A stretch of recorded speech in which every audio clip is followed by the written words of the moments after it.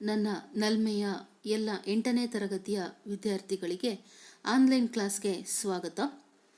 ವಿದ್ಯಾರ್ಥಿಗಳೇ, ನಮ್ಮ ಗಣಿತ ವಿಷಯದಲ್ಲಿ ಪಾರ್ಟ್ ಫಸ್ಟ್ ಮತ್ತು ಪಾರ್ಟ್ ಸೆಕೆಂಡ್ ಅನ್ನುವಂತಹ 2 ಟೆಕ್ಸ್ಟ್ ಬುಕ್ಗಳನ್ನು ನಿಮಗೆ ಈ ಸಲ ಸಿಲೆಬಸ್ಸಲ್ಲಿ ಇಡಲಾಗಿದೆ. ಇದುವರೆಗೂ ನಾವು ಪಾರ್ಟ್ ಫಸ್ಟಲ್ಲಿ ಬರುವಂತಹ ಎಲ್ಲ ಪಾಠದ ಆನ್ಲೈನ್ ಕ್ಲಾಸಸ್ನ ವೀಕ್ಷಿಸಿದ್ದೇವೆ.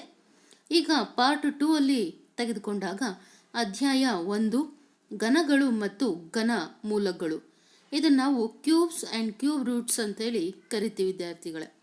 ಸೊ ಈ ಏನು ಆನ್ಲೈನ್ ಕ್ಲಾಸ್ಗೆ ಅಧ್ಯಾಯ 1ಕ್ಕೆ ಎಲ್ಲರಿಗೂ ಕೂಡ ಸ್ವಾಗತವನ್ನು ಬಯಸ್ತೇನೆ ವಿದ್ಯಾರ್ಥಿಗಳೇ.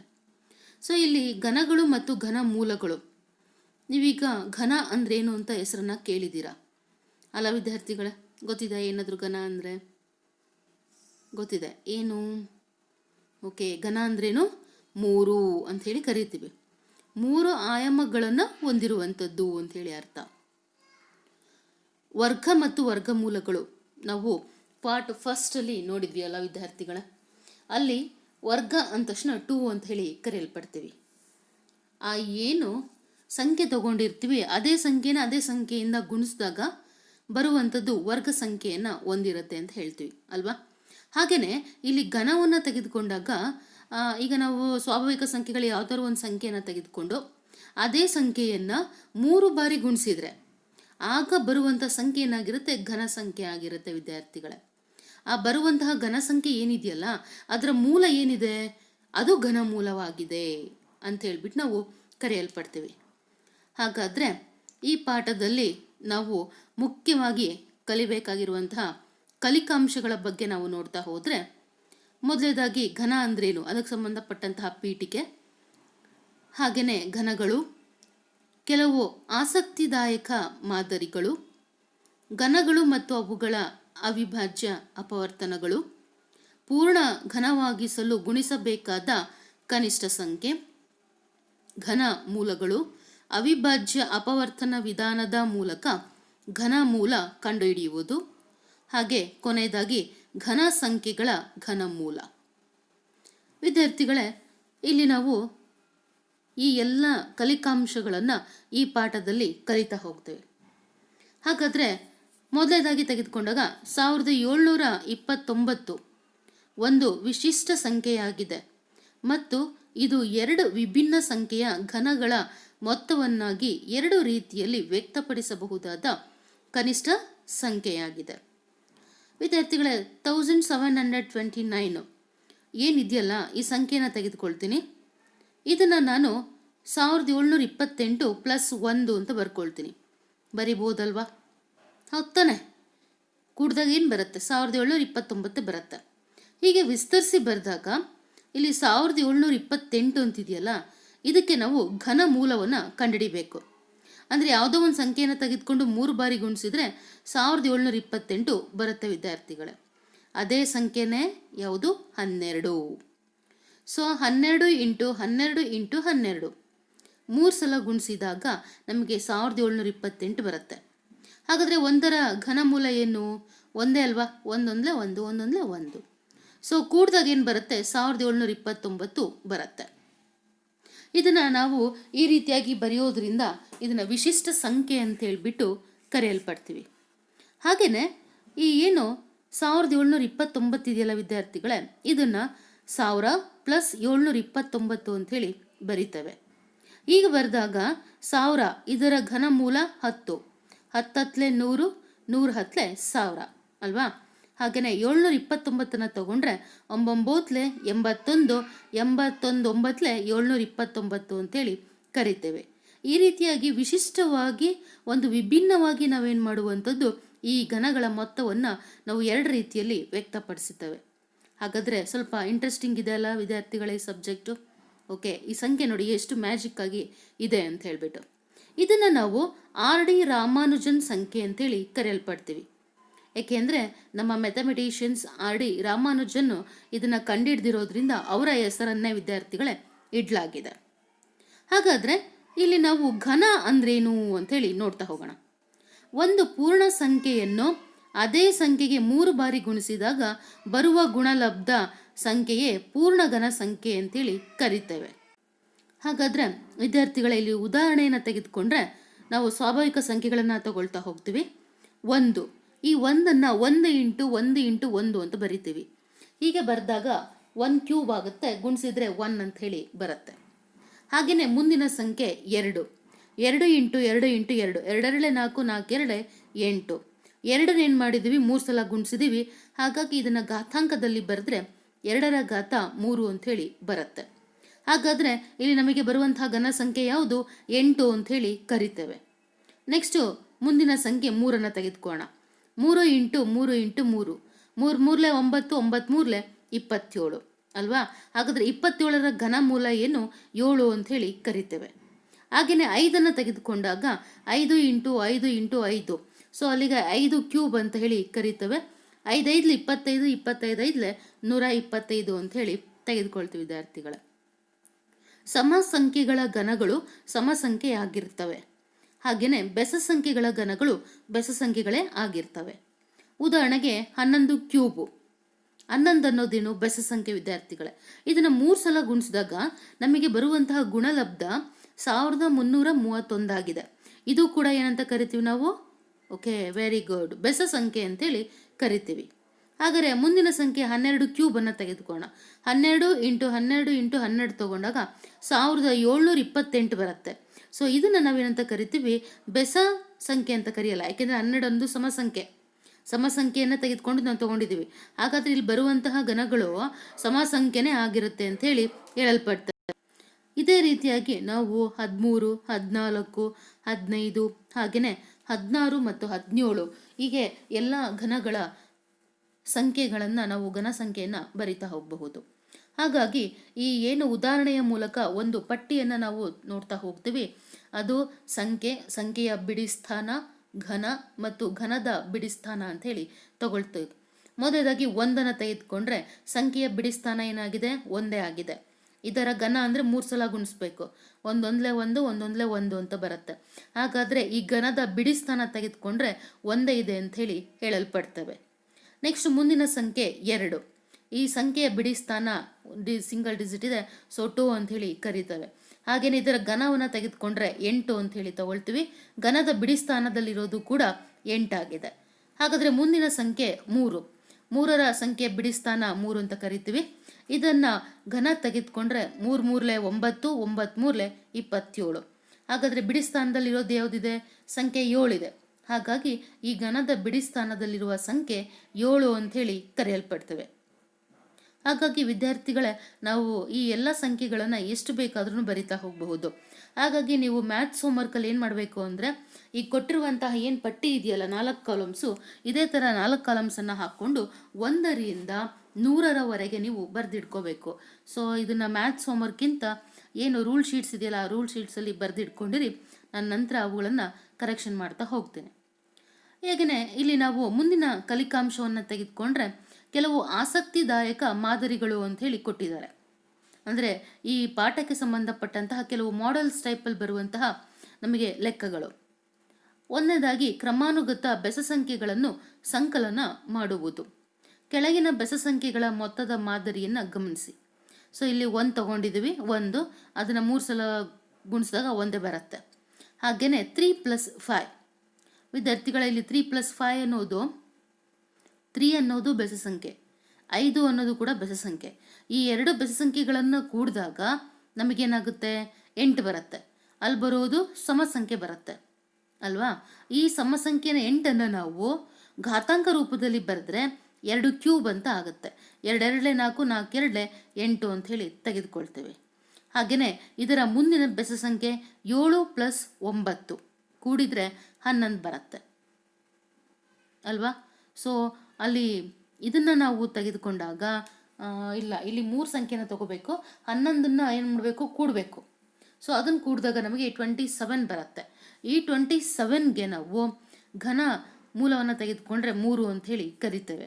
ಈ ರೀತಿಯಾಗಿ ನಾವೇನು ಮಾಡಬಹುದು, ಬೆಸ ಸಂಖ್ಯೆಗಳ ಮೊತ್ತದ ಮಾದರಿಯನ್ನು ತಯಾರಿಸ್ತಾ ಹೋಗಬಹುದು. ಇದು ಒಂದು ಆಸಕ್ತಿದಾಯಕವಾಗಿರುವಂತಹ ಮಾದರಿ. ಹಾಗೆಯೇ ಎರಡನೇದಕ್ಕೆ ಬಂದಾಗ ಘನಗಳು ಮತ್ತು ಅವುಗಳ ಅವಿಭಾಜ್ಯ ಅಪವರ್ತನಗಳು. ಕೆಳಗಿನ ಸಂಖ್ಯೆಗಳ ಮತ್ತು ಅವುಗಳ ಘನಗಳ ಅವಿಭಾಜ್ಯ ಅಪವರ್ತನಗಳನ್ನು ಪರಿಗಣಿಸಿ. ಯಾವುದೇ ಸಂಖ್ಯೆಯ ಪ್ರತಿಯೊಂದು ಅವಿಭಾಜ್ಯ ಅಪವರ್ತನವು ಅದರ ಘನದ ಅವಿಭಾಜ್ಯ ಅಪವರ್ತಿಸುವಿಕೆಯಲ್ಲಿ 3 ಸಲ ಬರುತ್ತದೆ ಎಂಬುದನ್ನು ಗಮನಿಸಿ. ಹಾಗೆಯೇ ಒಂದು ಸಂಖ್ಯೆಯ ಎಲ್ಲ ಅವಿಭಾಜ್ಯ ಅಪವರ್ತನಗಳು 3 ಬಾರಿ ಅಥವಾ 3ರ ಗುಣಕದಲ್ಲಿದ್ದರೆ ಅದು ಪೂರ್ಣ ಘನ ಸಂಖ್ಯೆ ಆಗಿರುತ್ತದೆ ಅಂತ ಹೇಳ್ಬಿಟ್ಟು ನಾವು ಕರಿತೇವೆ. ಉದಾಹರಣೆಗೆ 243 ಇದು ಪೂರ್ಣ ಸಂಖ್ಯೆನಾ ಅಥವಾ ಪೂರ್ಣ ಘನವೇ ಅನ್ನೋದನ್ನ ಕಂಡುಹಿಡಿಬೇಕು. ಈಗ 243 ನಾವು 3ರಿಂದ ಭಾಗಿಸ್ತಾ ಹೋದರೆ ಇದಕ್ಕೆ ಬರುವಂತಹ ಅಪವರ್ತನಗಳು 3 × 3 × 3 × 3 × 3 ಅಂತ ಹೇಳಿ ಕರಿತವೆ. ಹೀಗೆ ಈ ಮೇಲಿನ ಅಪವರ್ತಿಕೆಯಲ್ಲಿ ತಗೊಂಡಾಗ 3ರ ತ್ರಿವಳಿಗಳ ಗುಂಪುಗಳನ್ನು ಮಾಡಿದ್ರೆ ಅಲ್ಲಿ ಕೊನೆಗೆ ಉಳಿಯೋದು 3 × 3 ಹಾಗೆ ಉಳಿಯುತ್ತೆ. ಅಲ್ಲಿ ಇನ್ನೊಂದು ತ್ರಿವಳಿಯ ಗುಂಪನ್ನು ಮಾಡಲಿಕ್ಕೆ ಸಾಧ್ಯ ಇಲ್ಲ. ಆದ್ದರಿಂದ 243 ಅನ್ನೋದು ಪೂರ್ಣ ಘನವಲ್ಲ ಅಂಥೇಳಿ ಕರಿತೀವಿ ವಿದ್ಯಾರ್ಥಿಗಳೇ. ನಂತರ ಈ ಪೂರ್ಣ ಘನವನ್ನಾಗಿಸಲು ಗುಣಿಸಬೇಕಾಗಿರುವಂತಹ ಕನಿಷ್ಠ ಸಂಖ್ಯೆ ಹೇಗೆ ನಾವು ಕಂಡುಹಿಡಿಯೋದು ಅನ್ನೋದನ್ನ ನೋಡ್ತಾ ಹೋಗೋಣ. ಇಲ್ಲಿ ಒಂದು ಉದಾಹರಣೆ ಲೆಕ್ಕವನ್ನು ತೆಗೆದುಕೊಳ್ಳೋಣ. 392 ಇದು ಪೂರ್ಣ ಘನವೇ? ಆಗಿಲ್ಲದಿದ್ದರೆ 392 ಕನಿಷ್ಠ ಯಾವ ಸ್ವಾಭಾವಿಕ ಸಂಖ್ಯೆಯಿಂದ ಗುಣಿಸಿದರೆ ಅದು ಪೂರ್ಣ ಘನವಾಗುತ್ತದೆ ಅನ್ನೋದನ್ನ ಕಂಡುಹಿಡಿಯಬೇಕು ವಿದ್ಯಾರ್ಥಿಗಳೇ. ಹಾಗಾದರೆ ಇದಕ್ಕೆ ಪರಿಹಾರವನ್ನು ನಾವು ನೋಡ್ತಾ ಹೋದರೆ 392 ಇದನ್ನು ಏನು ಮಾಡೋಣ, ನಮ್ಮ ಅವಿಭಾಜ್ಯ ಸಂಖ್ಯೆಗಳಿಂದ ಭಾಗಿಸ್ತಾ ಹೋಗೋಣ. ಬಿಡಿ ಸ್ಥಾನದಲ್ಲಿ 2 ಇದೆ, ಹಾಗಾಗಿ 2ರಿಂದ ಭಾಗಿಸ್ತಾ ಹೋಗೋಣ ವಿದ್ಯಾರ್ಥಿಗಳೇ. ಹೀಗೆ ಭಾಗಿಸ್ತಾ ಹೋದಾಗ ನಮಗೆ ಬರುವಂಥ ಅಪವರ್ತನಗಳು 2 × 2 × 2 × 7 × 7. ಇಲ್ಲಿ ಅಪವರ್ತನಗಳನ್ನು ಅಬ್ಸರ್ವ್ ಮಾಡಿ. ಇಲ್ಲೇನಾಗಿದೆ ಅಂದರೆ 2 2 ಅನ್ನೋದು 3 ತ್ರಿವಳಿಯನ್ನು ಹೊಂದಿದೆ, ಆದರೆ 7 ಅನ್ನೋದು 3 ಸಲ ಇಲ್ಲ ವಿದ್ಯಾರ್ಥಿಗಳೇ. ಆದ್ದರಿಂದ 392 ಪೂರ್ಣ ಘನವಲ್ಲ ಅಂಥೇಳಿ ಕರಿತೇವೆ. ಇದನ್ನು ಪೂರ್ಣ ಘನವನ್ನಾಗಿಸಲು ನಮಗೆ ಇನ್ನೂ ಒಂದು 7 ಬೇಕು ಅಲ್ವಾ? ಹಾಗಾಗಿ ಏನು ಮಾಡ್ತೀವಿ, ಇದಕ್ಕೆ ನಾವು 7ಅನ್ನು ಗುಣಿಸ್ತೇವೆ. ಹೀಗೆ ಗುಣಿಸಿದಾಗ ನಮಗೆ ಬರುವಂತಹ ಗುಣಲಬ್ಧ 2744 ಆಗಿರುತ್ತೆ. ಇದು ಪೂರ್ಣ ಘನವಾಗಿದೆ ಅಂತ ಹೇಳಿ ಕರಿತೀವಿ. ಆದ್ದರಿಂದ 392 ಪೂರ್ಣ ಘನವನ್ನಾಗಿಸಲು ನಾವಿಲ್ಲಿ ಗುಣಿಸಬೇಕಾಗಿರುವಂತಹ ಕನಿಷ್ಠ ಸ್ವಾಭಾವಿಕ ಸಂಖ್ಯೆ 7 ಅಂತ ಹೇಳಿ ತೀರ್ಮಾನಕ್ಕೆ ನಾವು ಬರ್ತೇವೆ.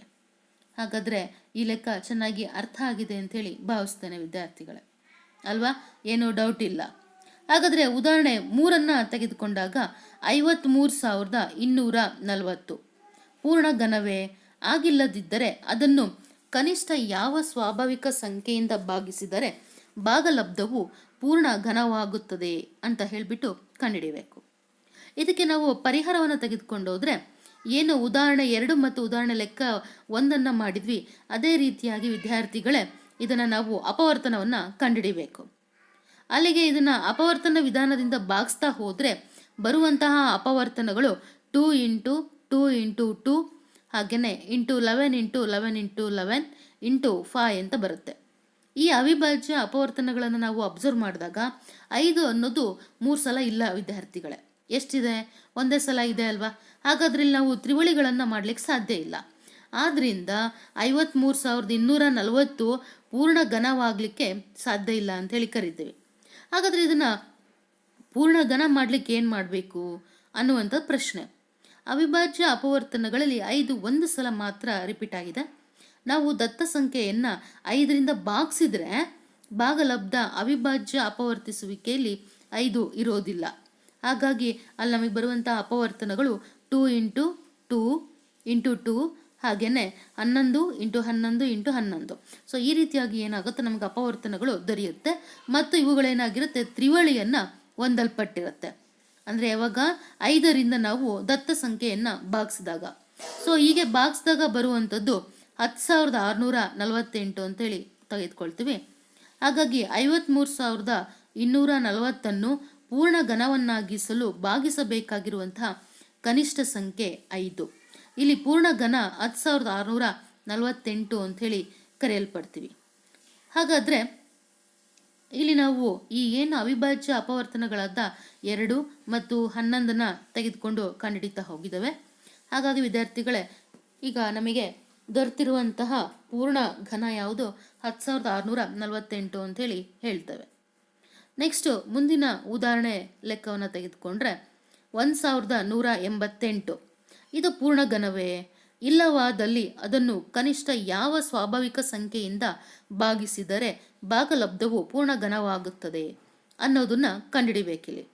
ಹಾಗಾದರೆ ಇದನ್ನು ಕೂಡ ಏನು ಮಾಡಬೇಕು, ನಮ್ಮ ಅಪವರ್ತನ ವಿಧಾನದಿಂದ ಅವಿಭಾಜ್ಯ ಸಂಖ್ಯೆಗಳಿಂದ ಭಾಗಿಸ್ತಾ ಹೋಗಬೇಕು ವಿದ್ಯಾರ್ಥಿಗಳೇ.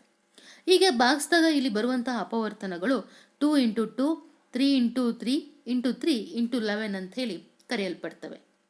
ಹಾಗಾಗಿ ಇಲ್ಲಿ ಅವಿಭಾಜ್ಯ ಅಪವರ್ತನಗಳಾದ 2 ಮತ್ತು 11 3 ಸಲ ಇಲ್ಲ, ಆದ್ದರಿಂದ 1,180 ಪೂರ್ಣ ಘನ ಅಲ್ಲ ಅಂತೇಳಿ ಕರಿತೇವೆ.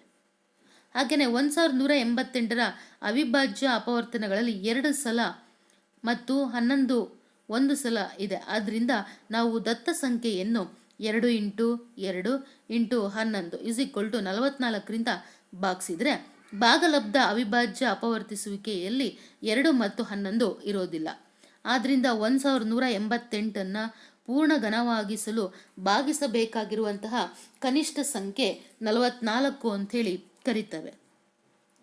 ಇದರಿಂದ ದೊರಕುವಂತಹ ಪೂರ್ಣ ಘನ ಸಂಖ್ಯೆ ಎಷ್ಟು ಅನ್ನೋದನ್ನು ನಾವು ಕಂಡುಹಿಡಿಯಬೇಕು. ಹಾಗಾಗಿ 1,188ಅನ್ನು 44ರಿಂದ ಭಾಗಿಸ್ಬೇಕು. ಹೀಗೆ ಭಾಗಿಸಿದಾಗ ನಮ್ಗೆ ಬರುವಂಥದ್ದು ಭಾಗಲಬ್ಧ 27 ಆಗಿದೆ. ಈ 27ಕ್ಕೆ ನಮಗೆ ಆಲ್ರೆಡಿ ಗೊತ್ತಿದೆ ಏನು ಘನ ಮೂಲ ಏನು ಅಂಥೇಳಿ. 3 3 9, 9 3 27 ಅಂಥೇಳಿ ಅಲ್ಲ ವಿದ್ಯಾರ್ಥಿಗಳೇ. ಸೊ ಈ ಲೆಕ್ಕನೂ ಕೂಡ ಅರ್ಥ ಆಗಿದೆ ಅಂಥೇಳಿ ಭಾವಿಸ್ತೇನೆ. ಹಾಗಾದರೆ ಮುಂದಿನ ಉದಾಹರಣೆ ಲೆಕ್ಕವನ್ನು ತೆಗೆದುಕೊಳ್ಳೋಣ. 68,600 ಪೂರ್ಣ ಘನವೇ? ಇಲ್ಲವಾದಲ್ಲಿ ಅದನ್ನು ಕನಿಷ್ಠ ಯಾವ ಸ್ವಾಭಾವಿಕ ಸಂಖ್ಯೆಯಿಂದ ಗುಣಿಸಿದರೆ ಅದು ಪೂರ್ಣ ಘನವಾಗುತ್ತದೆ? ಇದಕ್ಕೆ ನಾವು ಪರಿಹಾರವನ್ನು ನೋಡ್ತಾ ಹೋದರೆ ಇಲ್ಲಿ ಕೇಳಿರೋದು ಗುಣಿಸಿರೋದು ಅಂತ ಕೇಳ್ತಿದ್ದಾರೆ.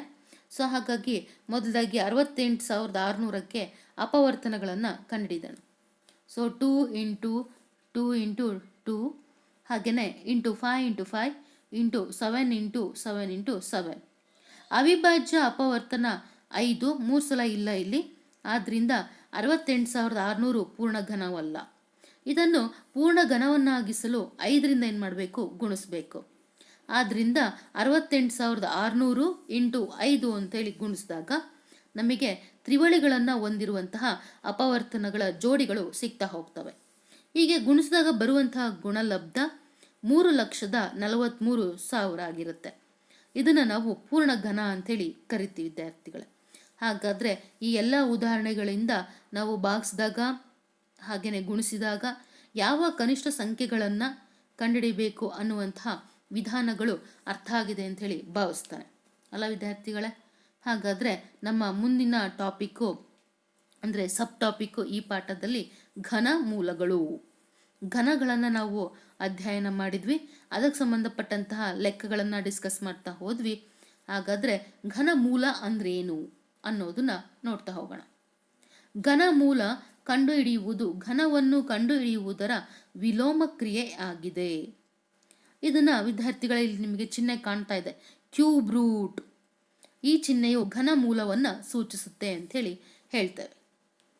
ಹಾಗೆಯೇ ಇದನ್ನು ಉದಾಹರಣೆಗೆ ನಾವು ನಿರೂಪಿಸಲ್ಪಟ್ರೆ ಕ್ಯೂಬ್ ರೂಟ್ 1 ಅಂದರೆ ಇದರ ಅರ್ಥ ಏನಂದರೆ 1ನ್ನು 3 ಸಲ ಗುಣಿಸಿ ಅಂತ ಅರ್ಥ ಅಲ್ಲ. ಏನು ಹೇಳಿ, ನಮ್ಮ 1ರ ಘನ ಮೂಲ ಏನು ಅಂಥೇಳಿ ಘನದಲ್ಲಿ ನಾವು ಗುಣಿಸಿದ್ವಿ ಅಲ್ವಾ, ಇದರಲ್ಲಿ ಏನು ಮಾಡಬೇಕು, 1ರ ಘನ ಮೂಲ ಏನು ಅಂತ ಕಂಡುಹಿಡಿಬೇಕು. ಹಾಗೇನು ಬರುತ್ತೆ, 1 ಬರುತ್ತೆ.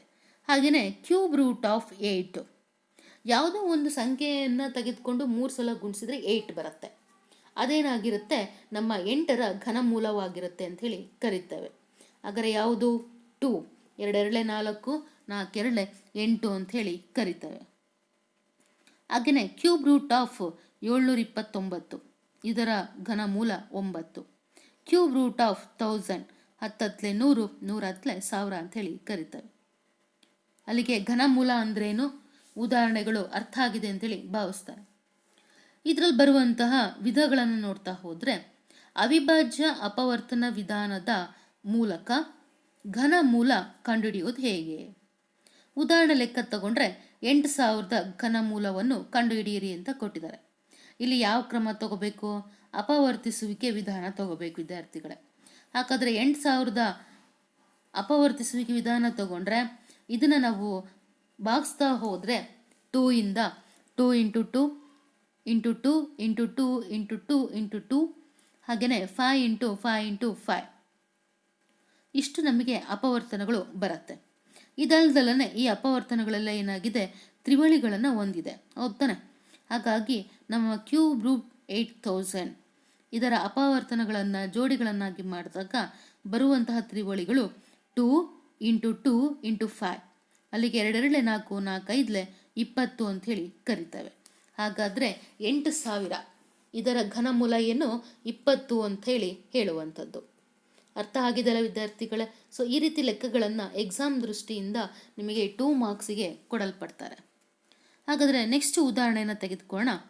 ಅವಿಭಾಜ್ಯ ಅಪವರ್ತನ ವಿಧಾನದಿಂದ 13824 ಘನಮೂಲವನ್ನು ಕಂಡುಹಿಡಿಯಿರಿ ಅಂಥೇಳಿ ಕೊಟ್ಟಿದ್ದಾರೆ.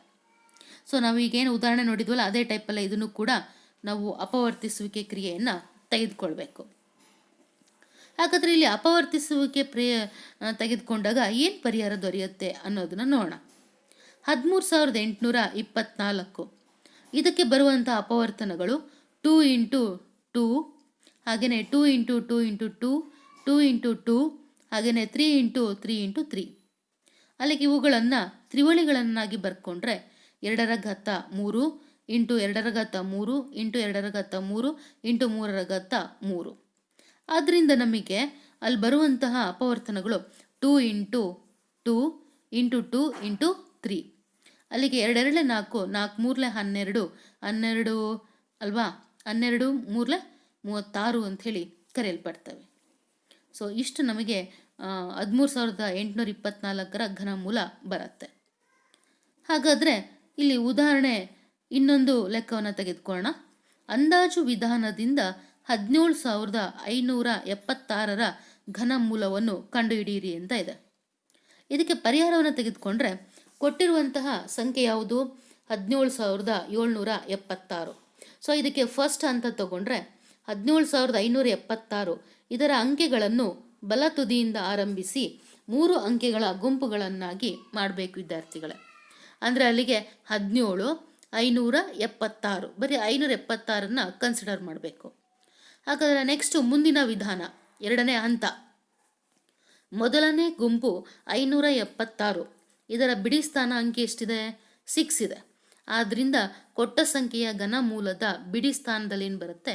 6 ಬರುತ್ತೆ ಅನ್ನುವಂಥ ತೀರ್ಮಾನಕ್ಕೆ ನಾವು ಬರ್ತೇವೆ. ಹಾಗಾದರೆ ಕೊನೆಯದಾಗಿ ಅಂಥ 3 ತೆಗೆದುಕೊಂಡಾಗ ಈ ಎರಡನೇ ಗುಂಪು 17 ತೆಗೆದುಕೊಂಡಾಗ 2 ಕ್ಯೂಬ್ ಅಂದರೆ 8 ಆಯಿತು ಅಲ್ವಾ? ನೆಕ್ಸ್ಟ್ ಮುಂದಿನ ಸಂಖ್ಯೆ ಯಾವುದು? 3 3 3 9 9 3 27 ಅಂದರೆ 8 ಮತ್ತು 27 ನಡುವೆ ಏನಾಗಿದೆ? ಈ 17 ಬರುತ್ತೆ ಅಂತೇಳಿ ಅರ್ಥ. ಹಾಗಾಗಿ ಸಣ್ಣ ಸಂಖ್ಯೆ 2 ಬೇಕಾದ ಘನಮೂಲದ 10ನೇ ಸ್ಥಾನದಲ್ಲಿ ತೆಗೆದುಕೊಳ್ಳಲಾಗುತ್ತೆ. ಆಗ ನಮಗೆ 17576 ಇದರ ಘನಮೂಲ ಏನಾಗುತ್ತೆ? 26 ಅಂಥೇಳಿ ಕರಿತೀವಿ ವಿದ್ಯಾರ್ಥಿಗಳೇ. ಸೊ ಇದು ಅಂದಾಜು ವಿಧಾನದಿಂದ ಕಂಡುಹಿಡಿಯುವಂಥದ್ದು. ನೆಕ್ಸ್ಟು ಇದುವರೆಗೂ ಏನು ಉದಾಹರಣೆ ಲೆಕ್ಕವನ್ನು ನೋಡಿದ್ವಿ, ಇದೇ ರೀತಿಯಾಗಿ ಇದಕ್ಕೆ ಸಂಬಂಧಪಟ್ಟಂತಹ ಅಭ್ಯಾಸ ಲೆಕ್ಕಗಳು ಕೂಡ ಇದರಲ್ಲಿ ಕೊಟ್ಟಿದ್ದಾರೆ. ಅಭ್ಯಾಸ 1 ತೆಗೆದುಕೊಳ್ಳೋಣ. ಫಸ್ಟ್ ಮೇನ್ ಏನು ಹೇಳುತ್ತೆ ಅಂದರೆ, ಈ ಕೆಳಗಿನ ಸಂಖ್ಯೆಗಳಲ್ಲಿ ಯಾವುವು ಪೂರ್ಣ ಘನಗಳಲ್ಲ? 216 128 1000 ಹಾಗೆಯೇ 100 46656 ಅಂತ ಕೊಟ್ಟಿದ್ದಾರೆ. ಈಗ ಈ ಎಲ್ಲ ಸಂಖ್ಯೆಗಳಿಗೆ ಪರಿಹಾರವನ್ನು ನಾವು ನೋಡ್ತಾ ಹೋದರೆ ಮೊದಲನೇ ಸಂಖ್ಯೆ 216 ಇದು ಪೂರ್ಣ ಘನ ಅಲ್ಲ ಅಂತ ಕಂಡುಹಿಡಿಯಲಿಕ್ಕೆ ಏನು ಮಾಡಬೇಕು? ನಾವು ಅಪವರ್ತಿಸುವಿಕೆ ವಿಧಾನದಿಂದ ಇದನ್ನು ಭಾಗಿಸ್ತಾ ಹೋಗಬೇಕು. ಏನು? ಅವಿಭಾಜ್ಯ ಸಂಖ್ಯೆಗಳನ್ನೇ ತೆಗೆದುಕೊಂಡು ಭಾಗಿಸ್ತಾ ಹೋಗಬೇಕು. 2 1 2 ಹಾಗೆ 16 ಅನ್ನೋದು ಪೂರ್ಣವಾಗಿ ಭಾಗ ಆಗುತ್ತೆ. ಹಾಗಾಗಿ 0 ಅಂತ ಹಾಕಿ 2 8 16 ಅಂಥೇಳಿ ಕರಿತೇವೆ.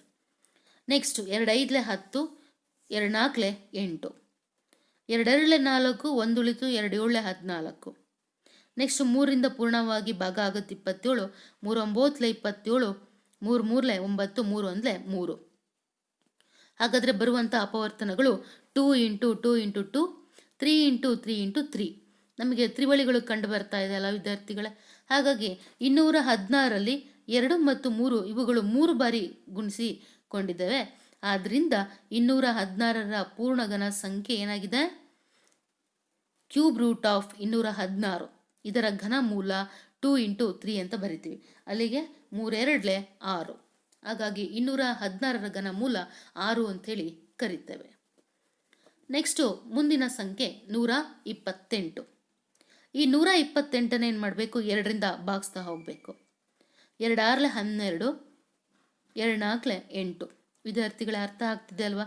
ಸೊ ಇವೆಲ್ಲ ಸಿಂಪಲ್ ಆಗಿರುವಂತಹ ಲೆಕ್ಕಗಳಾಗಿದೆ. ಈಸಿಯಾಗಿ ನೀವು ಭಾಗಿಸ್ತಾ ಹೋಗಬಹುದು. ಹಾಗೆಯೇ 2 3 6, 2 2 4, 2 1 2 6 12, ನೆಕ್ಸ್ಟ್ 2 8 16, 2 2 4. ಹಾಗಾಗಿ ನಮಗೆ ಬರುವಂಥದ್ದು 2 2 4, ನೆಕ್ಸ್ಟ್ 2 2 4, 2 1 2. ಅಲ್ಲಿಗೆ 128ನ ತೆಗೆದುಕೊಂಡಾಗ ಇದರ ಅಪವರ್ತನಗಳು 2 into 2 into 2, 2 into 2 into 2 into 2. 128ರಲ್ಲಿ ಒಂದು ಗುಂಪಿನಲ್ಲಿ 2 ಬಿಡಿಯಾಗಿದ್ದು 3 ಬಾರಿ ಗುಣಿಸಿಕೊಂಡಿಲ್ಲ. ಆದ್ದರಿಂದ 128ರ ಪೂರ್ಣಘನ ಸಂಖ್ಯೆ ಅಲ್ಲ ಅಂಥೇಳಿ ಕರೆಯಲ್ಪಡ್ತೀವಿ. ಇದೇ ರೀತಿಯಾಗಿ ವಿದ್ಯಾರ್ಥಿಗಳೇ ಇನ್ನು 3 ಲೆಕ್ಕಗಳಿದೆ. ಸೊ ಆ 3 ಲೆಕ್ಕಗಳನ್ನು ನೀವು ಸ್ವಂತಾಗಿ ಓನಾಗೆ ಏನು ಮಾಡಿ ಪ್ರಾಂಪ್ಟಾಗೆ ಲೆಕ್ಕಗಳನ್ನು ವಿಸ್ತರಿಸ್ತಾ ಹೋಗಿ. ಹಾಗೆಯೇ ಇಲ್ಲಿ ನಾನು ಆಲ್ರೆಡಿ ಆನ್ಸರ್ಸ್ನ ಕೊಟ್ಟಿದ್ದೇನೆ. ಸೊ ವಿದ್ಯಾರ್ಥಿಗಳೇ, ಹಾಗಾದರೆ ಇನ್ನು ಉಳಿದಂಥ 3 ಲೆಕ್ಕಗಳನ್ನು ಮಾಡ್ತೀರಾ ಅಂತೇಳಿ ಭಾವಿಸ್ತೇನೆ. ಮೊದಲದಾಗಿ ಅವುಗಳನ್ನು ಟ್ರೈ ಮಾಡಿ, ಗೊತ್ತಾಗಲಿಲ್ಲ ಅಂದರೆ ಉತ್ತರ ಇಲ್ಲಿದೆ. ಸೊ ಆಮೇಲೆ ನೀವೇನು ಮಾಡಿ ಅದನ್ನು ಡಿಸ್ಕಸ್ ಮಾಡ್ತಾ ಹೋಗಿ ವಿದ್ಯಾರ್ಥಿಗಳೇ. ನೆಕ್ಸ್ಟು ಸೆಕೆಂಡ್ ಮೇನಿಗೆ ಬಂದರೆ, ಕೆಳಗಿನ ಸಂಖ್ಯೆಗಳನ್ನು ಪೂರ್ಣಘನಗಳನ್ನಾಗಿ ಮಾಡಲು ಕನಿಷ್ಠ ಯಾವ ಸಂಖ್ಯೆಯಿಂದ ಗುಣಿಸಬೇಕು ಎಂದು ಕಂಡುಹಿಡಿಯಿರಿ ಅಂತ ಇದೆ. ಇಲ್ಲಿ ಲೆಕ್ಕಗಳನ್ನು ಕೊಟ್ಟಿದ್ದಾರೆ. 243, 256, 72, 675, 100 ಅಂಥೇಳಿ. ಮೊದಲ ಪ್ರಶ್ನೆಯನ್ನು ತೆಗೆದುಕೊಂಡ್ರೆ 243. ವಿದ್ಯಾರ್ಥಿಗಳ ಬಿಡಿ ಸ್ಥಾನದಲ್ಲಿ 3 ಇದೆ.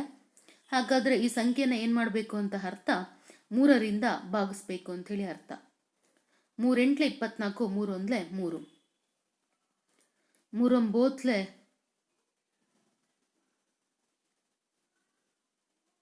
27 ಆಗುತ್ತೆ. ಹಾಗೆಯೇ 3 9 27, 3 2 6, 1 ಉಳಿತು, 3 7 21 ಆಯಿತಾ. So next 3 9 27, 3 3 9, 3 1 3. ವಿದ್ಯಾರ್ಥಿಗಳೇ, ಅಲ್ಲಿ ಒಂದು ಸ್ಟೆಪ್ ಬಿಟ್ಟು ಹೋಗಿದೆ. ಸೊ ಅದೊಂದು ನೀವು ಸೇರಿಸ್ಕೊಂಬಿಡಿ. ಅಲ್ಲಿಗೆ 243ರ ಅಪವರ್ತನಗಳು 3 ಇಂಟು 3 ಇಂಟು 3 ಇಂಟು 3. ಇಲ್ಲಿ ಅವಿಭಾಜ್ಯ ಅಪವರ್ತನ 3 ಒಂದು ಗುಂಪಿನಲ್ಲಿ 3 ಸಲ ಇಲ್ಲ. ಆದ್ದರಿಂದ 243 ಪೂರ್ಣ ಘನವಲ್ಲ ಅಂತೇಳಿ ಕರಿತೀವಿ. ಇದನ್ನು ಪೂರ್ಣ ಘನವನ್ನಾಗಿಸಲು ಏನು ಮಾಡಬೇಕು? ನಮಗೆ ಇನ್ನೂ ಒಂದು 3 ಬೇಕು. ಅದಕ್ಕೆ ಆ 3ಅನ್ನು ಏನು ಮಾಡ್ತೀವಿ? ಗುಣಿಸ್ತೀವಿ. ಹೀಗೆ ಗುಣಿಸಿದಾಗ 729 ಬರುತ್ತೆ. ಆಗ ಇದು ಪೂರ್ಣ ಘನವಾಗಿದೆ ಅಂಥೇಳಿ ಕರಿತೀವಿ ವಿದ್ಯಾರ್ಥಿಗಳೇ. ಆದ್ದರಿಂದ 243 ಪೂರ್ಣ ಘನವನ್ನಾಗಿಸಲು ಗುಣಿಸಬೇಕಾಗಿರುವಂತಹ ಕನಿಷ್ಠ ಸಂಖ್ಯೆ ಯಾವುದು? 3 ಅಂಥೇಳಿ ಹೇಳ್ತಾರೆ. ಇದೇ ರೀತಿಯಾಗಿ 256ನ್ನು ನೀವು ಮಾಡಿ. ಹಾಗೆಯೇ 72, ನೆಕ್ಸ್ಟು 675, ಕೊನೆಯದಾಗಿ 100. ಸೊ ಈ ಎಲ್ಲ ಸಂಖ್ಯೆಗಳಿಗೆ ಇದೇ ಸ್ಟೆಪ್ನ ಫಾಲೋ ಮಾಡಿಬಿಟ್ಟು ವಿದ್ಯಾರ್ಥಿಗಳೇ ಎಲ್ಲ ಸ್ಟೆಪ್ಸ್ಗಳನ್ನು ಬರಿತಾ ಹೋಗಿ. ಸೊ ಇದು ನಿಮಗೆ ಪ್ರಾಕ್ಟೀಸ್ ಆಗಲಿ ಅಂತಲೇ ನಾನು ನಿಮಗೇ ಈ ಲೆಕ್ಕಗಳನ್ನು ಕೊಟ್ಟಿದ್ದೇನೆ. ನೆಕ್ಸ್ಟು 3ನೇ ಮೇನಿಗೆ ಬರೋಣ. ಕೆಳಗಿನ ಸಂಖ್ಯೆಗಳನ್ನು ಪೂರ್ಣ ಘನಗಳನ್ನಾಗಿ ಮಾಡಲು ಕನಿಷ್ಠ ಯಾವ ಸಂಖ್ಯೆಯಿಂದ ಭಾಗಿಸಬೇಕು ಎಂದು ಕಂಡುಹಿಡಿಯಿರಿ ಅಂತ ಇದೆ. ಸೊ 81, 128, 135, 192, 704. ಇಲ್ಲಿ ನಾವು ಈ ಎಲ್ಲ ಲೆಕ್ಕಗಳಿಗೆ ಪರಿಹಾರವನ್ನು ನೋಡ್ತಾ ಹೋದರೆ ಮೊದಲನೇದಾಗಿ 81. ಇದನ್ನು 3ರಿಂದ ಭಾಗಿಸ್ತಾ ಹೋಗೋಣ. 3 2 6, 2 ಉಳಿತು, 3 7 21, 3 9 27, 3 3 9, 3 1 3. 81 ಇದರ ಅಪವರ್ತನಗಳು 3 ಇಂಟು 3 ಇಂಟು 3 ಇಂಟು 3. ಬರೀ 4 ನಮಗೆ ಬಂದಿದೆ, ಇನ್ನೆರಡು ಇಲ್ಲ ವಿದ್ಯಾರ್ಥಿಗಳೇ. ಹಾಗಾದರೆ ಇದು ಪೂರ್ಣ ವರ್ಗ ಸಂಖ್ಯೆನ ಅಲ್ಲ ಅಂಥೇಳಿ ಕರಿತೇವೆ. ಏಕೆಂದರೆ 3 ಅನ್ನೋದು ಇನ್ನೊಂದು ಗುಂಪಿನಲ್ಲಿ 3 ಸಲ ರಿಪೀಟ್ ಆಗಿಲ್ಲ. ಆದ್ದರಿಂದ 81 ಅನ್ನೋದು ಪೂರ್ಣಘನ ಅಲ್ಲ ಅಂತೇಳಿ ಕರೀತವೆ. ಇದನ್ನು ಪೂರ್ಣ ಘನವನ್ನಾಗಿಸಲು ನಾವೇನು ಮಾಡಬೇಕು, 3ಅನ್ನು ಇಲ್ಲಿ ವಾಗಿಸಬೇಕು. ಹಾಗಾಗಿ ಸಂಖ್ಯೆನ ಏನು ಮಾಡೋಣ, 3ರಿಂದ 81ನ ಭಾಗಿಸೋಣ. ಹೀಗೆ ಭಾಗಿಸಿದಾಗ ನಮಗೆ 1 ಇರೋದಿಲ್ಲ, ಯಾವುದು 3 ಇರೋದಿಲ್ಲ. ಆಗ 3 ಇಂಟು 3 ಇಂಟು 3 ಅಂತ ಅಷ್ಟು ಬರುತ್ತೆ. 3 3 9, 9 3 27 ಅಂಥೇಳಿ. ಆಗ 27 ಅನ್ನೋದು ಒಂದು ಪೂರ್ಣ ಘನವಾಗಿದೆ ಅಂಥೇಳಿ ಹೇಳ್ತೇವೆ. ಆದ್ದರಿಂದ 81 ಪೂರ್ಣ ಘನವನ್ನಾಗಿಸಲು ಭಾಗಿಸಬೇಕಾದಂತಹ ಕನಿಷ್ಠ ಸ್ವಾಭಾವಿಕ ಸಂಖ್ಯೆ 3 ಅಂತ ಹೇಳಿ ತೀರ್ಮಾನಕ್ಕೆ ಬರ್ತೀವಿ ವಿದ್ಯಾರ್ಥಿಗಳೇ. ಈ ಸ್ಟೆಪ್ಪು ಕೂಡ ಅರ್ಥ ಆಗಿದೆ ಅಂತ ಭಾವಿಸ್ತೇನೆ. ಏಕೆಂದರೆ ಇಂದಿನ ಲೆಕ್ಕಗಳೆಲ್ಲ ಇದೇ ಥರನೇ ಮಾಡ್ತಿರೋದು, ಕೆಲವೊಂದು ಸ್ವಲ್ಪ ಮಾತ್ರ ಚೇಂಜಸ್ ಇದೆ ಸೆಂಟೆನ್ಸಲ್ಲಿ ಅಲ್ವಾ. ಇನ್ನು ಅಪವರ್ತಿಸುವಿಕೆ ಕ್ರಿಯೆ ಎಂದು ಸೇಮು. ಅರ್ಥ ಆಗಿದೆ ಅಂತ ತಿಳಿತೇನೆ. ನೆಕ್ಸ್ಟು ಮುಂದಿನ ಸಂಖ್ಯೆ 128. ಇದನ್ನು ನಾವು 2ರಿಂದ ಭಾಗಿಸ್ತಾ ಹೋದರೆ 2 6 12, 2 4 8. ನೆಕ್ಸ್ಟ್ 2 3 6, 2 2 4, 2 1 2, 2 6 12, 2 8 16, 2 2 4, ಹಾಗೆಯೇ 2 2 4, 2 1 2. ಹೀಗೆ ನಾವು ಭಾಗಿಸಿದಾಗ ಇಲ್ಲಿ ಬರುವಂತಹ ಅಪವರ್ತನಗಳು 2 into 2 into 2, 2 into 2 into 2 into 2. ಇಲ್ಲಿ ಅವಿಭಾಜ್ಯ ಅಪವರ್ತನ 2 ಒಂದು ಗುಂಪಿನಲ್ಲಿ 3 ಸಲ ಇಲ್ಲವಾಗಿದೆ. ಆದ್ದರಿಂದ 128 ಪೂರ್ಣ ಘನವಲ್ಲ. ಇದನ್ನು ಪೂರ್ಣ ಘನವನ್ನಾಗಿಸಲು ನಾವೇನು ಮಾಡಬೇಕು, 2ಅನ್ನು ಇಲ್ಲಿ ಇಲ್ಲವಾಗಿಸಬೇಕು.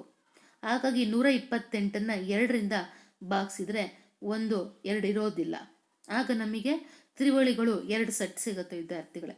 ಹಾಗಾಗಿ 2ರಿಂದ ಭಾಗಿಸಿದರೆ 64 ಬರುತ್ತೆ ಅಲ್ವಾ. ಇದೇ ಏನಾಗಿದೆ ಪೂರ್ಣವರ್ಗ ಸಂಖ್ಯೆ ಅಂತೇಳಿ ಕರಿತೇವೆ.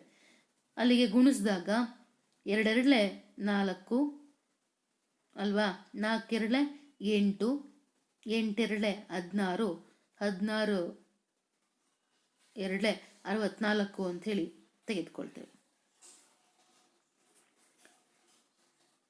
16 2 32, 32 2 64 ಅಂಥೇಳಿ ತೆಗೆದುಕೊಳ್ಳೋದು.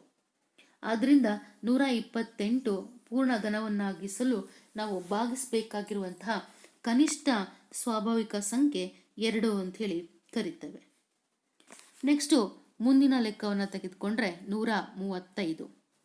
ಈ 135ಅನ್ನು 3ರಿಂದ ಭಾಗಿಸ್ತಾ ಹೋಗೋಣ. ಏಕೆಂದರೆ ಬಿಡಿ ಸ್ಥಾನದಲ್ಲಿ 5 ಇದೆ ಅಲ್ವಾ.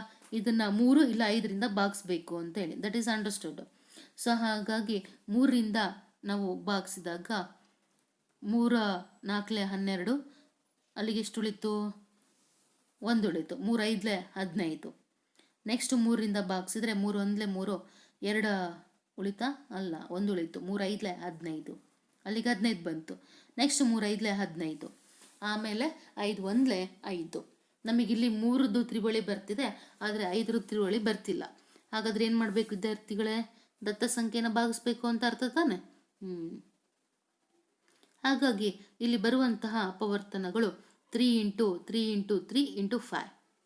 ಇಲ್ಲಿ ಅವಿಭಾಜ್ಯ ಅಪವರ್ತನ 5 3 ಸಲ ಇಲ್ಲ. ಆದ್ದರಿಂದ 135 ಪೂರ್ಣಘನವಲ್ಲ. ಇದನ್ನು ಪೂರ್ಣಘನವನ್ನಾಗಿಸಲು ನಾವೇನು ಮಾಡಬೇಕು, 1 5ಅನ್ನು ಇಲ್ಲವಾಗಿಸ್ಬೇಕು. ಹಾಗಾಗಿ 135ಅನ್ನು 5ರಿಂದ ಭಾಗಿಸಿದ್ರೆ 1 ಇಲ್ಲವಾಗುತ್ತೆ ಅಲ್ವಾ. ಆಗ ನಮಗೆ 27 ಬರುತ್ತೆ. 5 2 10, 5 3 ಉಳಿತು, 5 7 35. ಸೊ ಅಲ್ಲಿಗೆ 27 ಬಂತು. ಇದು ಪೂರ್ಣಘನ ಅಂಥೇಳಿ ಕರಿತೇವೆ. ಆದ್ದರಿಂದ 135 ಪೂರ್ಣಘನವನ್ನಾಗಿಸಲು ಭಾಗಿಸಬೇಕಾಗಿರುವಂಥ ಕನಿಷ್ಠ ಸಂಖ್ಯೆ ಯಾವುದು, 5 ಅಂತ ಹೇಳಿ ನಾವು ತೀರ್ಮಾನಕ್ಕೆ ಬರ್ತೀವಿ. ವಿದ್ಯಾರ್ಥಿಗಳ ಇದೇ ಥರ ಇನ್ನು 2 ಲೆಕ್ಕಗಳಿದೆ ಅಲ್ವಾ. ಯಾವುದದು, 192 ಮತ್ತು 704. ಈ 2 ಲೆಕ್ಕಗಳನ್ನು ನೀವು ಮಾಡ್ತಾ ಹೋಗಿ, ಇದೇ ಟೈಪಲ್ಲೇ ಮ್ಯಾಥ್ಸ್ ಹೋಮ್ವರ್ಕಲ್ಲಿ ಮಾಡಬೇಕು. ನೆಕ್ಸ್ಟು ಮುಂದಿನ ಪ್ರಶ್ನೆಯನ್ನು ತೆಗೆದುಕೊಂಡ್ರೆ, ಪರೀಕ್ಷಿತ್ ಪ್ಲಾಸ್ಟಿಕ್ನಿಂದ 5 ಸೆಂಟಿಮೀಟರ್, 2 ಸೆಂಟಿಮೀಟರ್ ಮತ್ತು 5 ಸೆಂಟಿಮೀಟರ್ಗಳಷ್ಟು ಉದ್ದದ ಅಂಚುಗಳುಳ್ಳ ಒಂದು ಆಯತ ಘನವನ್ನು ಏನು ಮಾಡಿದ್ದಾನೆ. ಹಾಗಾದರೆ ಒಂದು ಘನವನ್ನು ಮಾಡಲು ಇಂತಹ ಎಷ್ಟು ಆಯತ ಘನಗಳು ಬೇಕಾಗುತ್ತೆ ಅನ್ನೋದು ನಾವಿಲ್ಲಿ ಕಂಡುಹಿಡಿಯಬೇಕಾಗಿದೆ. ಹಾಗಾದರೆ ಇದಕ್ಕೆ ಪರಿಹಾರವನ್ನು ನಾವು ನೋಡ್ತಾ ಹೋದರೆ ವಿದ್ಯಾರ್ಥಿಗಳೇ, ಆಯತಘನದ ಅಂಚುಗಳು 5, 2, 5 ಅಂತ ಕೊಟ್ಟಿದ್ದಾರೆ. ಇವುಗಳನ್ನು ಗುಣಿಸೋಣ. ಅಂದರೆ ಅಪವರ್ತನಗಳ ಟೈಪಲ್ಲಿ ತೆಗೆದುಕೊಂಡ್ರೆ ಅಪವರ್ತನಗಳಾದ 5 ಮತ್ತು 3 ಬಾರಿ ಗುಣಿಸಲ್ಪಟ್ಟಿಲ್ಲ. ಆದ್ದರಿಂದ ಇದನ್ನು ಪೂರ್ಣಘನ ಮಾಡಲಿಕ್ಕೆ ನಮಗೆ ಆಗೋದಿಲ್ಲ. ಅಲ್ಲಿಗೆ ನಾವು ಇದು ಗುಣಿಸಿದ್ರೆ ಏನಾಗುತ್ತೆ? 2 2 4, 4 5 20. 20ರಿಂದ ಏನು ಮಾಡಬೇಕು? ಗುಣಿಸ್ಬೇಕು. ಆದ್ದರಿಂದ ಒಂದು ಘನವನ್ನಾಗಿ ಮಾಡಲು ಪರೀಕ್ಷಿತನಿಗೆ ಏನು ಮಾಡಬೇಕು? 20 ಆಯತ ಘನಗಳನ್ನು ಕೊಡಬೇಕು ಅವನಿಗೆ. ಈ ರೀತಿಯಾಗಿ ನಾವು ಈ ಲೆಕ್ಕವನ್ನು ಕ್ಯಾಲ್ಕುಲೇಟ್ ಮಾಡ್ತಾ ಹೋಗ್ತೀವಿ ವಿದ್ಯಾರ್ಥಿಗಳೇ. ಹಾಗಾದರೆ ನೆಕ್ಸ್ಟು ಇಲ್ಲಿಗೆ ಅಭ್ಯಾಸ 1.1 ಕಂಪ್ಲೀಟ್ ಆಯಿತು. ನೆಕ್ಸ್ಟ್ ಮುಂದಿನ ಅಭ್ಯಾಸ 1.2 ತೆಗೆದುಕೊಳ್ಳೋಣ. ಇದರಲ್ಲಿ ಫಸ್ಟ್ ಮೇನ್ ತಗೊಂಡ್ರೆ ಕೆಳಗಿನ ಸಂಖ್ಯೆಗಳ ಘನಮೂಲವನ್ನು ಅವಿಭಾಜ್ಯ ಅಪವರ್ತನ ವಿಧಾನದಿಂದ ಕಂಡುಹಿಡಿಯಿರಿ ಅಂತಿದೆ. ವಿದ್ಯಾರ್ಥಿಗಳ ಇದು ತುಂಬ ಇಂಪಾರ್ಟೆಂಟ್ ಆಗಿರುವಂತಹ ಲೆಕ್ಕ ಆಗಿದೆ. ಏಕೆಂದರೆ ಎಕ್ಸಾಮ್ ದೃಷ್ಟಿಯಿಂದ ಈ ಲೆಕ್ಕಗಳನ್ನು ನಿಮಗೆ ಎಕ್ಸಾಮಲ್ಲಿ ಕೇಳಲ್ಪಡ್ತಾರೆ. ಇಲ್ಲಿ ಕೊಟ್ಟಿರುವಂಥ ಸಂಖ್ಯೆಗಳನ್ನು ತೆಗೆದುಕೊಳ್ತಾ ಹೋಗೋಣ. ಮೊದಲನೇದಾಗಿ 64 ಇದೆ. ಈ 64ಕ್ಕೆ ಅಪವರ್ತನ ವಿಧಾನದಿಂದ ಹೇಗೆ ಭಾಗಿಸೋದು? ಪರಿಹಾರವನ್ನು ತೆಗೆದುಕೊಂಡ್ರೆ ನಮ್ಮ ಈಗ ಇದುವರೆಗೂ ನಾವು ನೋಡಿರುವಂತಹ ಎಲ್ಲ ವಿಧಾನದಲ್ಲಿ ಭಾಗಿಸ್ತಾ ಹೋಗಿದ್ದೀವಲ್ವ ಅವಿಭಾಜ್ಯ ಸಂಖ್ಯೆಯಿಂದ, ಅದೇ ಥರನೇ ಏನು ಮಾಡಬೇಕು? ಈ 64ನ್ನು ಭಾಗಿಸ್ತಾ ಹೋಗಬೇಕು. 2 3 6, 2 2 4. ನೆಕ್ಸ್ಟು ಈಗ ನೆಕ್ಸ್ಟ್ 2 1 2, 2 6 12 ಅಂತೇಳಿ ಕರಿತೇವೆ. ಹಾಗೆಯೇ 2 8 16, 2 4 8, 2 1 2, 2 1 2. ಸೊ ಈ 64ರ ಈ ಎಲ್ಲ ಅಪವರ್ತನಗಳನ್ನು ಬರ್ಕೊಂಡ್ರೆ 2 × 2 × 2, 2 × 2 × 2 ಅಂದರೆ ಇಲ್ಲಿ ಏನಾಯಿತು? ತ್ರಿವಳಿಗಳು ಬಂದಿದೆ ಅಂತೇಳಿ ಅರ್ಥ. ಹಾಗಾಗಿ ಇವುಗಳನ್ನು 3 ಪೇರಾಗಿ ನಾವು ಅಂದರೆ 3 ಸಂಖ್ಯೆಗಳನ್ನ ಗುಣಿಸಿದ್ದೇವೆ ಒಂದು ಸಂಖ್ಯೆಯಿಂದ ಅಲ್ವಾ. ಈ 3 ಸಂಖ್ಯೆನ ಸೇರಿ ಒಂದು ಜೋಡಿಯನ್ನಾಗಿ ತಗೊಳ್ತೀವಿ. ಅಲ್ಲಿಗೆ ನಮಗೆ ಬರೋದು 2 ರ ಘಾತ 3 × 2 ರ ಘಾತ 3. ಅಲ್ಲಿಗೆ ನಾವು 2 × 2 ಅಂತ ಹೇಳಿ ಬರಿತೇವೆ.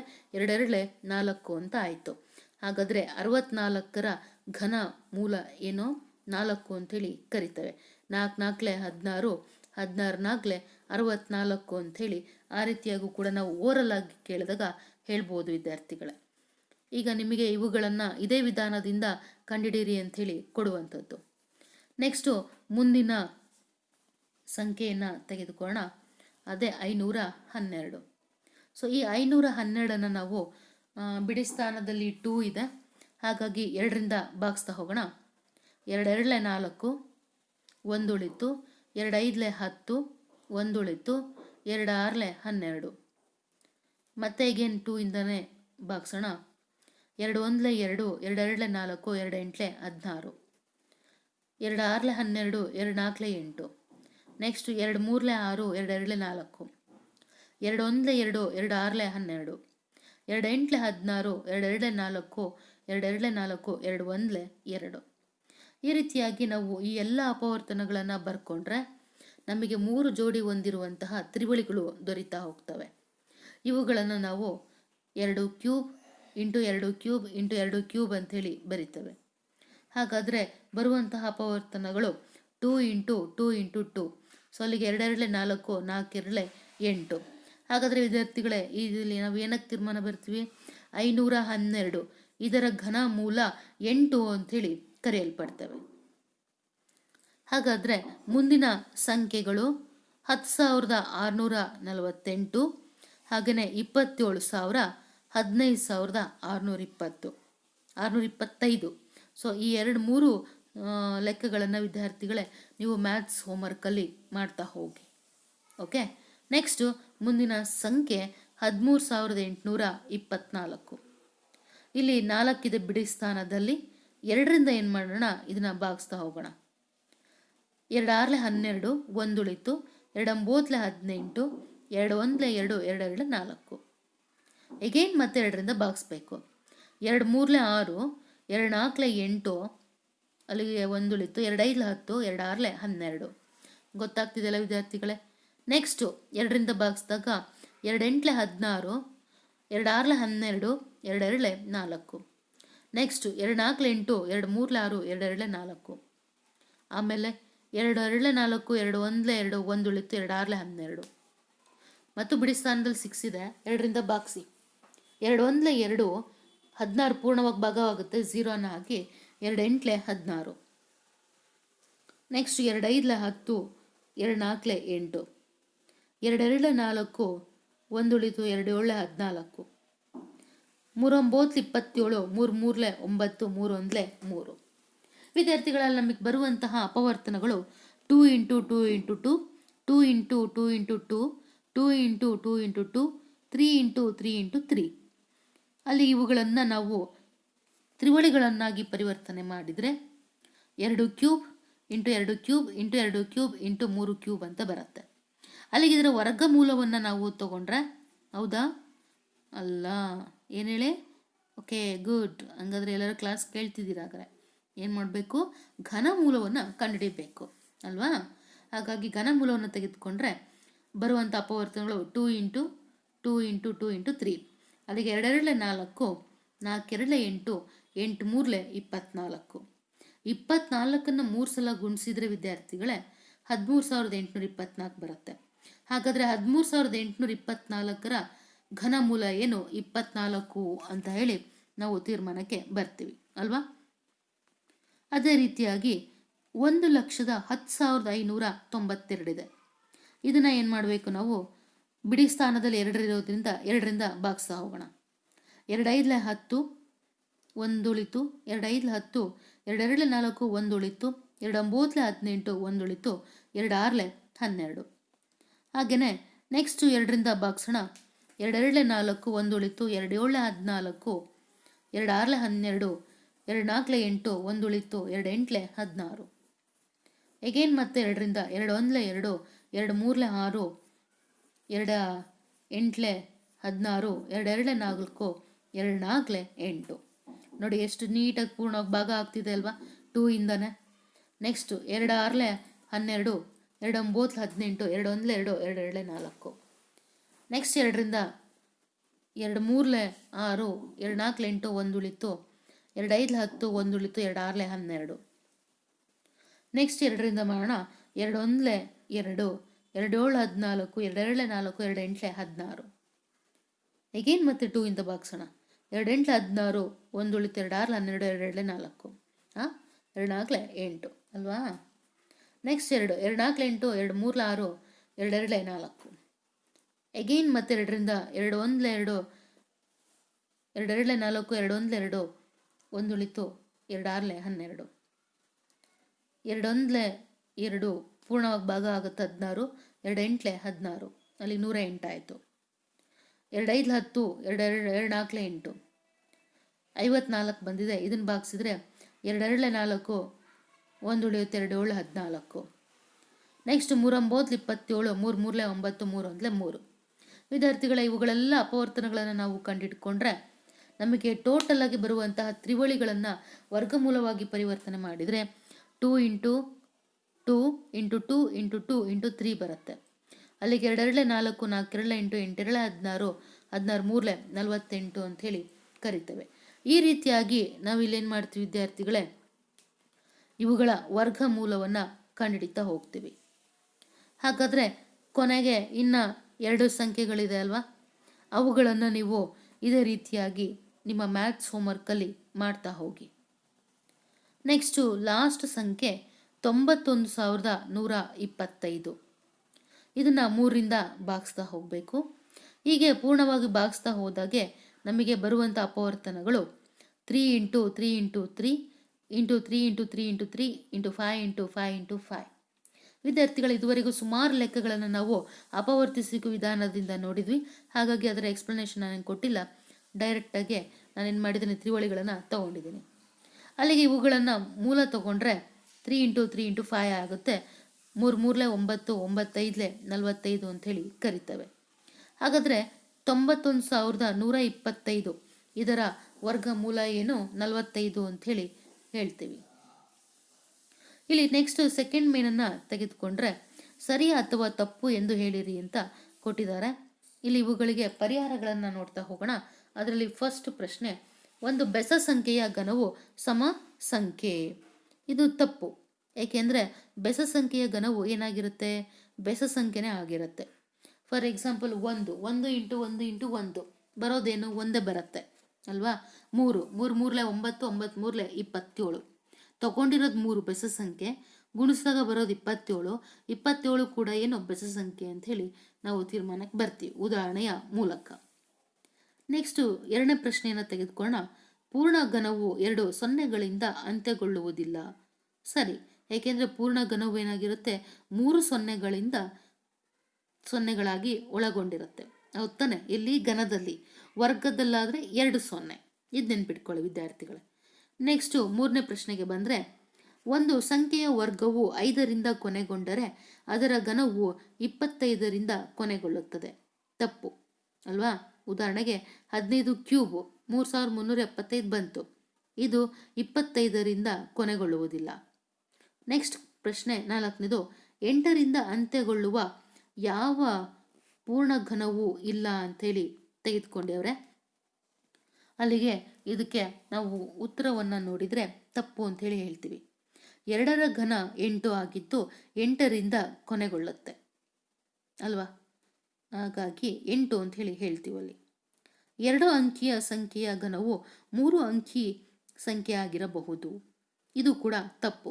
ಅತ್ಯಂತ ಚಿಕ್ಕ 2 ಅಂಕಿಯ ಸಂಖ್ಯೆ 10ರ ಘನ 1000 4 ಅಂಕಿಗಳನ್ನು ಒಳಗೊಂಡಿದೆ ಅಂತೇಳಿ ಕರಿತೀವಿ ವಿದ್ಯಾರ್ಥಿಗಳೇ.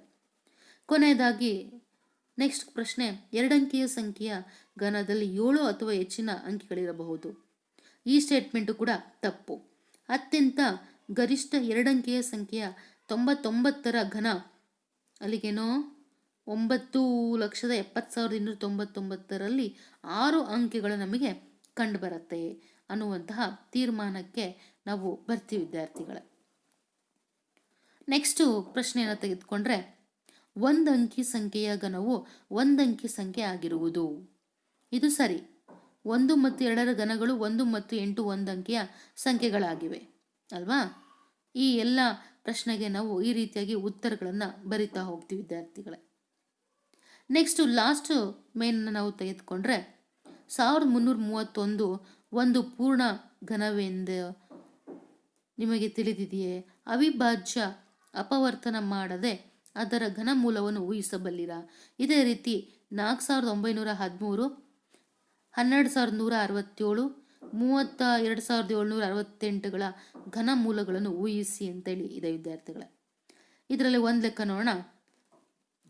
ಕೊಟ್ಟಿರೋ ಸಂಖ್ಯೆ 1331 ಆಗಿದೆ. ಮೊದಲ ಸ್ಟೆಪ್ ಏನು? ನಾವು ಉದಾಹರಣೆ ಲೆಕ್ಕ ನೋಡಿದ್ವಲ್ಲ ಹಿಂದೆ, ಕೊನೆಯ 3 ಸಂಖ್ಯೆಗಳನ್ನು ಗುಂಪಾಗಿ ಮಾಡಬೇಕು ಅಲ್ವಾ. ಸೊ ಅಲ್ಲಿ ಗುಂಪಾಗಿ ಮಾಡಿದಾಗ ಬಲ ತುದಿಯಿಂದ ತೆಗೆದುಕೊಳ್ಬೇಕು. ಆರಂಭಿಸಿದರೆ 3 ಅಂಕಿಗಳು ಗುಂಪುಗಳಾಗಿ ಮಾಡಿದ್ದೇವೆ. 1 331 ಅಲ್ವಾ. ನೆಕ್ಸ್ಟು ಹಂತ 2 ತಗೊಂಡ್ರೆ, ಮೊದಲನೇ ಗುಂಪು 331, ಇದರ ಬಿಡಿ ಸ್ಥಾನದಲ್ಲಿ ಏನಿದೆ? 1 ಇದೆ ಅಂಕೆ. ಆದ್ದರಿಂದ ಕೊಟ್ಟ ಸಂಖ್ಯೆಯ ಘನಮೂಲದ ಬಿಡಿ ಸ್ಥಾನದಲ್ಲಿ 1 ಬರುತ್ತೆ ಅಂಥೇಳಿ ನಾವು ತೀರ್ಮಾನಕ್ಕೆ ಬರ್ತೀವಿ ವಿದ್ಯಾರ್ಥಿಗಳೇ. ನೆಕ್ಸ್ಟು ಅಂಥ ತೆಗೆದುಕೊಂಡಾಗ ಈ 2ನೇ ಗುಂಪು 1 ಏನಿದೆಯಲ್ಲ, ಇದಕ್ಕೆ ನಾವು ತೆಗೆದುಕೊಂಡಿರುವ ಬಿಡಿ ಸ್ಥಾನದಲ್ಲಿ 1ಅನ್ನು ಸೇರಿಸ್ತೇವೆ. ಅಲ್ಲಿಗೇನಾಯಿತು? 11 ಆಯಿತು ಅಲ್ವಾ. ಅಲ್ಲಿಗೆ ಕ್ಯೂಬ್ ರೂಟ್ ಆಫ್ 1331 ಇದರ ನಮಗೆ ಏನು ಕಂಡುಹಿಡಿಯ ಕೇಳಿದರೆ ಘನಮೂಲವನ್ನು ತೆಗೆದುಕೊಂಡ್ರೆ 11 ಅಂಥೇಳಿ ನಾವಿಲ್ಲಿ ಹೇಳಲ್ಪಡ್ತೇವೆ. ಈ ರೀತಿಯಾಗಿ ನಾವೇನು ಮಾಡಬೇಕು ವಿದ್ಯಾರ್ಥಿಗಳೇ? ಘನಮೂಲವನ್ನು ಕಂಡುಹಿಡಿಯಬೇಕು. ಸೊ ಇದು ಯಾವ ವಿಧಾನ ಹೇಳಿ? Very good. ಯಾವ್ದು ಹೇಳಿ? ಅಂದಾಜು ವಿಧಾನ ಅಲ್ವಾ. ಓಕೆ ವಿದ್ಯಾರ್ಥಿಗಳು, ಇದೇನು ಅಷ್ಟು ಇಂಪಾರ್ಟೆಂಟ್ ಏನಲ್ಲ, ಬಟ್ ವಿಧಾನ ಗೊತ್ತಿರಲಿ ಅಂತೇಳಿ ನಿಮಗೆ ಇಲ್ಲಿ ಈ ವರ್ಷ ಈ ಸಿಲೆಬಸ್ಸಲ್ಲಿ ಕೊಟ್ಟಿದ್ದಾರೆ. ಸೊ ಹಾಗಾಗಿ ಇನ್ನು ಉಳಿದಿರುವಂತಹ 3 ಲೆಕ್ಕಗಳನ್ನು ನೀವು ಇದೇ ಟೈಪಲ್ಲೇ ಮಾಡ್ತಾ ಹೋಗಿ ವಿದ್ಯಾರ್ಥಿಗಳೇ ನಿಮ್ಮ ಮ್ಯಾಥ್ಸ್ ಹೋಮ್ವರ್ಕಲ್ಲಿ. ಹಾಗಾದರೆ ಇದುವರೆಗೂ ನಾವು ಈ ಪಾಠದಲ್ಲಿ ಕಲಿತಿರುವಂತಹ ಎಲ್ಲ ಕಲಿಕಾಂಶಗಳು ನಿಮಗೆ ಚೆನ್ನಾಗಿ ಅರ್ಥ ಆಗಿದೆ ಅಂತೇಳಿ ಭಾವಿಸ್ತೇನೆ ವಿದ್ಯಾರ್ಥಿಗಳೇ. ಉದಾಹರಣೆ ಲೆಕ್ಕಗಳಾಗಿರಬಹುದು, ಘನಗಳನ್ನು ಕಂಡುಹಿಡಿಯೋದು, ಘನ ಮೂಲವನ್ನು ಕಂಡುಹಿಡಿಯುವಂಥದ್ದು, ಹಾಗೆಯೇ ಯಾವ ವಿಧಾನದಲ್ಲಿ ನಾವು ಘನಮೂಲವನ್ನು ಕಂಡುಹಿಡಿತೀವಿ, ಅಂದಾಜು ವಿಧಾನ, ಅಪವರ್ತನ ವಿಧಾನ. ಸೊ ಈ ಎಲ್ಲ ವಿಧಾನಗಳನ್ನು ಇಲ್ಲಿ ನಾವು ಡಿಸ್ಕಸ್ ಮಾಡ್ತಾ ಹೋದ್ವಿ ಉದಾಹರಣೆಯೊಂದಿಗೆ. ಅದಲ್ದಲೇ ಅಭ್ಯಾಸದಲ್ಲೂ ಕೂಡ ಎಲ್ಲ ಲೆಕ್ಕಗಳನ್ನು ನಿಮಗೆ ಉತ್ತರಗಳನ್ನು ರೆಡಿ ಮಾಡಿ ಕೊಟ್ಟಿದ್ದೇನೆ. ಕೆಲವು 2-3 ಪ್ರಶ್ನೆಗಳಿಗೆ ನಾನು ಎಕ್ಸ್ಪ್ಲನೇಷನ್ ಕೊಟ್ಬಿಟ್ಟು ಇನ್ನು ಉಳಿದಂತಹ ಲೆಕ್ಕಗಳನ್ನು ಮ್ಯಾಥ್ಸ್ ಹೋಮ್ವರ್ಕಲ್ಲಿ ಮಾಡೋಕ್ಕೆ ಕೇಳಿದ್ದೀನಿ ವಿದ್ಯಾರ್ಥಿಗಳೇ. ಹಾಗಾಗಿ ಆ ಉಳಿದಂಥ ಎಲ್ಲ ಲೆಕ್ಕಗಳನ್ನು ನೀವು ಮ್ಯಾಥ್ಸ್ ಹೋಮ್ವರ್ಕಲ್ಲಿ ಕ್ವಶನ್ ವಿತ್ ಆನ್ಸರ್ಸ್ನ ರೆಡಿ ಮಾಡಿರಿ. ನಂತರ ನಾನು ಅವುಗಳನ್ನೆಲ್ಲ ಕರೆಕ್ಷನ್ ಮಾಡ್ತೇನೆ. ಓಕೆ, ಹಾಗಾಗಿ ಈ ಪಾಠ ಇಲ್ಲಿ ಬರುವಂಥ ಎಲ್ಲ ಕಲಿಕಾಂಶಗಳು ಅರ್ಥ ಆಗಿದೆ ಅಂತ ಭಾವಿಸಿ ಈ ಪಾಠವನ್ನು ವಿದ್ಯಾರ್ಥಿಗಳ ಇಲ್ಲಿಗೆ ಮುಕ್ತಾಯಗೊಳಿಸ್ತೇನೆ. ಇದರ ಮುಂದಿನ ಪಾಠವನ್ನು ಮುಂದಿನ ಅವಧಿಯಲ್ಲಿ ನೋಡ್ತಾ ಹೋಗೋಣ. ಅಲ್ಲಿಯವರೆಗೆ ಎಲ್ಲ ವಿದ್ಯಾರ್ಥಿಗಳಿಗೆ ಧನ್ಯವಾದ.